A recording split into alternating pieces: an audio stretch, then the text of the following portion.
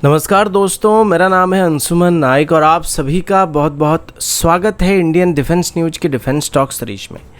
जहां पर हम रोज नए नए डिफेंस अपडेट्स के बारे में बात करते हैं। तो चलिए देर न करते हुए आज की वीडियो शुरू करते हैं।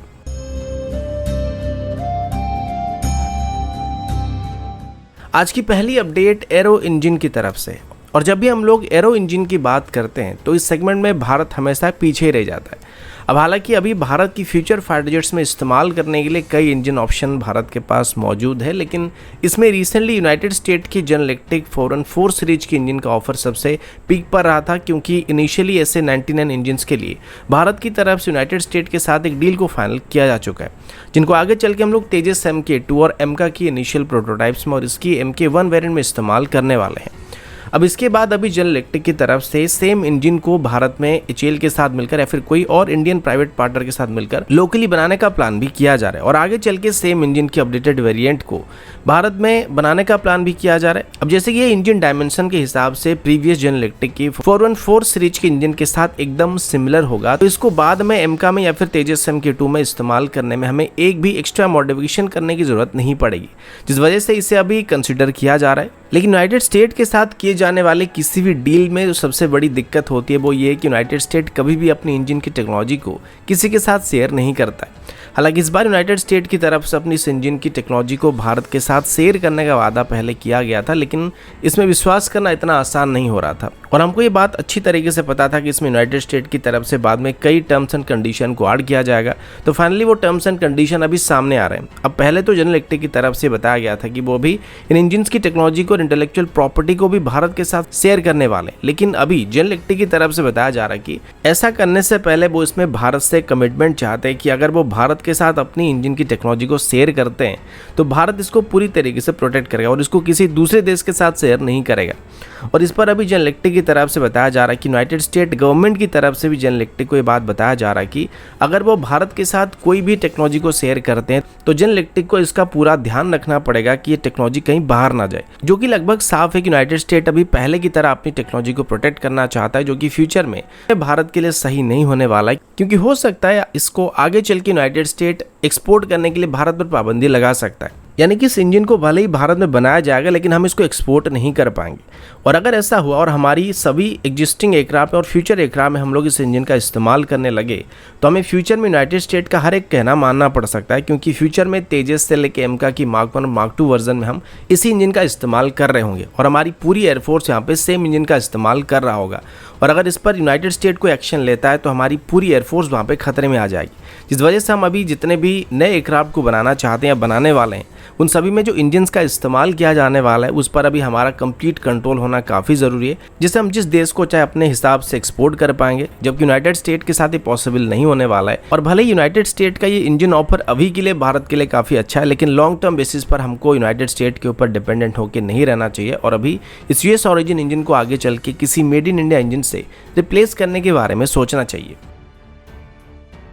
अगला अपडेट QRSAM की तरफ से। कुछ दिन पहले इसको लेकर एक रिपोर्ट सामने आया था जिसमें बताया गया था कि QRSAM की सभी टेस्ट अभी कंप्लीट हो चुका है, जिसके बाद इसकी फॉर्मल ऑर्डर को प्लेस किया जा सकता है। लेकिन इसी बीच QRSAM की लास्ट राउंड की टेस्टिंग के दौरान इसमें कुछ पैरामीटर सही से परफॉर्म नहीं कर रहे थे और ऐसा बताया गया था कि टेस्टिंग के दौरान इसकी ऐसा रडार में और बैटरी सेक्शन में कोई दिक्कत आ रही थी, जिस वजह से ये लो फ्लाइंग टारगेट के साथ सही तरीके से एंगेज नहीं हो रहा था और खास करके हेलीकॉप्टर के साथ ये सही तरीके से एंगेज नहीं हो पा रहा था। अब जैसे कि QRSAM को प्राइमरीली इंडियन आर्मी इस्तेमाल करने वाला है और मैकेनाइज्ड यूनिट के साथ इसको क्लोज रेंज के एयर डिफेंस कवर को देने के लिए इस्तेमाल किया जाएगा, तो जाहिर सी बात है कि इसका जो मेन प्रायोरिटी होने वाला है वो लो फ्लाइंग टारगेट होने वाले हैं, जिसमें ड्रोन्स और हेलीकॉप्टर सबसे अहम टारगेट होने वाले हैं। तो अगर इनके साथ ये सही से एंगेज नहीं हो पाएगा तो इससे एक बहुत ही बड़ा लूप होल कहा जा सकता है। लेकिन अभी भारत इलेक्ट्रॉनिक्स लिमिटेड, जो कि इसका प्राइमरी मैन्युफैक्चर होने वाला है, उनकी तरफ से भी बताया जा रहा है कि DRDO की तरफ से अभी सभी इशू को फिक्स किया जा रहा है और इसके बाद इसकी कुछ और यूजर ट्रायल को करने का प्लान किया जा रहा है, जिसमें अगर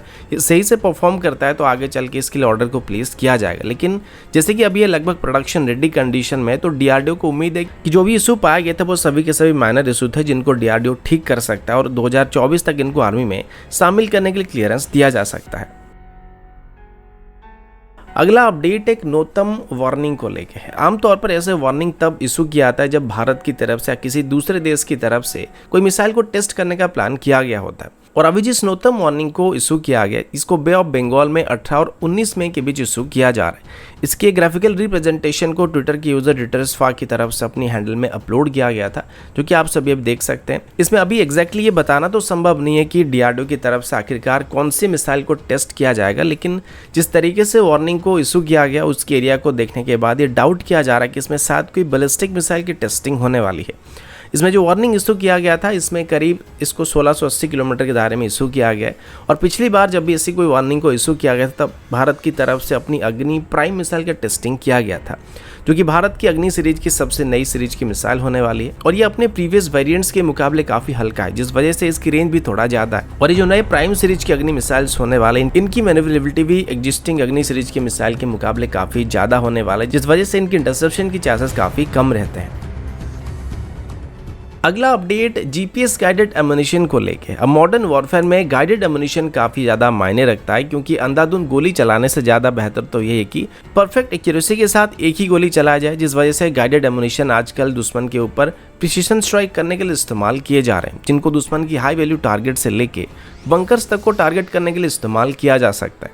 अब पहले सिर्फ मिसाइल गाइडेड हुआ करते थे, लेकिन बाद में धीरे धीरे करके रॉकेट्स और अभी आर्टिलरी सेल्स को भी जीपीएस गाइडेंस को प्रोवाइड किया जा सकता है, जिस वजह से जब पहले इनको एक रिलेटिव एरिया को टारगेट करके फायर करना पड़ता था, अभी इनको एग्जैक्टली एक लोकेशन पर स्ट्राइक करने के लिए इस्तेमाल किया जा रहा है, जो कि मिनिमम एफर्ट और एमुनिशन के साथ मैक्सिमम डैमेज को पहुंचा सकते हैं। अब अभी तक जीपीएस गाइडेड एमुनिशंस को काउंटर करना संभव नहीं था, पर रिसेंटली रशिया और यूक्रेन के बीच हुई लड़ाई में रशिया की तरफ से एक तरीके से जीपीएस जैमर का इस्तेमाल किया जा रहा है, जिसे सभी नाटो और यूएस ऑरिजिन गाइडेड एमुनिशन सही तरीके से काम नहीं कर पा रहे। और जीपीएस जैमर की मदद से रशिया की तरफ से दुश्मन की कम्युनिकेशन सिस्टम और नेविगेशन सिस्टम को जैम किया जा रहा है, जिस वजह से उनकी सभी वेपन्स नाकाम हो रहे हैं। पेंटागन के कुछ लीक डॉक्यूमेंट में ये बात मेंशन किया गया था कि रशिया की तरफ से जो जीपीएस जैमर का इस्तेमाल किया जा रहा है, इस वजह से यूनाइटेड स्टेट की सबसे बेहतरीन गाइडेड एमुनिशन, जिसमें एक्सकैलिबर आर्टिलरी सेल्स और जेडैम जैसे प्रिसीजन गाइडेड एमुनिशन आते हैं, वो अपने टारगेट को सही तरीके से हिट नहीं कर पा रहे। और खास करके यूनाइटेड स्टेट की जेडैम इस जीपीएस जैमर्स के अगेंस्ट में काफी वल्नरेबल पाया जा रहा है। तो अब इन सभी चीजों को देखने के बाद अभी भारत की तरफ से भी इन्हीं जीपीएस जैमर्स को हासिल करने की कोशिश किया जा रहा है, जो कि खास करके भारत को चाइनीज गाइडेड एमुनिशंस को नाकाम करने के लिए मदद कर सकता है।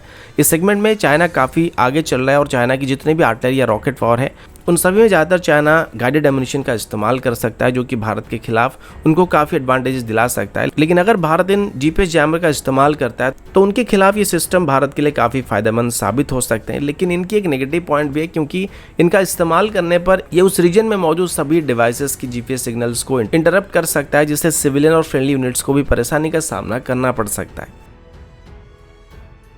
अगला अपडेट ध्रुव हेलीकॉप्टर की तरफ से। आप सभी को एक दिन पहले ही मैंने बताया था कि अभी इंडियन आर्मी की एक और ध्रुव हेलीकॉप्टर अभी किसी अननोन कारण की वजह से क्रैश हो चुका है, और पिछले 3 महीनों के अंदर ये तीसरी बार था जब कोई ध्रुव हेलीकॉप्टर क्रैश हुआ था। इससे पहले इंडियन नेवी और इंडियन कोस्ट गार्ड की 2 ध्रुव हेलीकॉप्टर एक महीने के अंतराल में क्रैश हो चुके थे, जिसके बाद इन पर एक डिटेल इन्वेस्टिगेशन कराया गया था और इनकी फॉल्ट को भी आइडेंटिफाई करके वापस इनको सर्विस में शामिल करने का फैसला किया गया था। लेकिन इसके 2 दिन बाद ही इंडियन आर्मी के एक ध्रुव हेलीकॉप्टर क्रैश होने की खबर सामने आई थी, जिसके बाद अभी इंडियन आर्मी की तरफ से अपनी सभी ध्रुव हेलीकॉप्टर की फ्लीट को ग्राउंडेड रखने का फैसला किया जा रहा है। रिसेंट क्रैश की बात करें तो इसमें मौजूद 3 मेंबर में से एक टेक्नीशियन की मौत हो चुकी है, और साथ ही दोनों पायलट अभी मेडिकल ट्रीटमेंट से गुजर रहे हैं। अब सबसे बड़ा सवाल यही है कि अचानक से हेलीकॉप्टर में क्या परेशानी आ चुकी है, जिस वजह से बार बार क्रैश होने लगे हैं। पिछली बार की जो 2 क्रैश हुए थे उसमें इम्प्रॉपर मेंटेनेंस को वजह बताया गया था, और इस बार ही वैसा ही कुछ हो सकता है, लेकिन ये प्रॉपरली अभी बताना संभव नहीं है। और ये प्रॉब्लम उन हेलीकॉप्टर में अभी देखा जा रहा है जिनको रिसेंटली मेंटेनेंस के लिए भेजा गया था, और इस दौरान इनकी